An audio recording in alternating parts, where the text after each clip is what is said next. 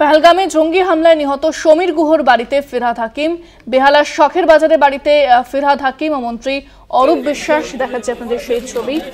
পহেলগামে জঙ্গি হামলায় নিহত সমীর গুহর বাড়িতে পৌঁছেছেন ফিরহাদ হাকিম এবং মন্ত্রী অরূপ বিশ্বাস। তার পরিবারের সঙ্গে দেখা করতে পৌঁছেছেন তারা, যদিও তাদের পরিবারের পাশে থাকার আগেই আশ্বাস দিয়েছেন রাজ্য সরকার এবং মুখ্যমন্ত্রী মমতা বন্দ্যোপাধ্যায় সমবেদনা জানিয়েছেন। সেক্ষেত্রে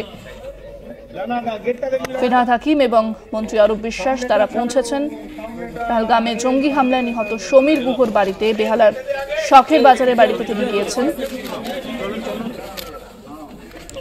ফোনে রয়েছেন প্রতিনিধি শুভ্রজিৎ চক্রবর্তী। শুভ্রজিৎ, সমীর গুহর বাড়িতে গিয়েছেন ফিরহাদ হাকিম এবং অরূপ বিশ্বাস, কি জানতে পারছো তার পরিবারের সঙ্গে কথা বলে কি জানাচ্ছেন তারা?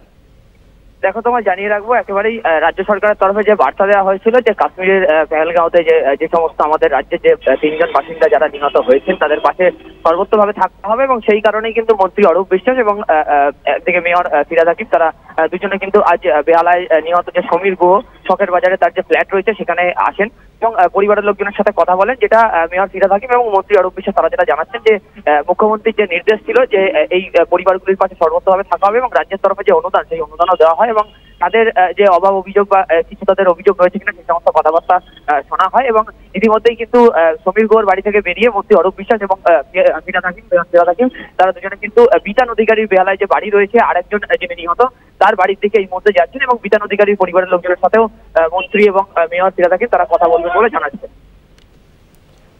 ধন্যবাদ শুভ্রজিৎ। কথা বললাম প্রতিনিধি শুভ্রজিৎ চক্রবর্তীর সঙ্গে। সামনেটা ছাড়ো, সামনেটা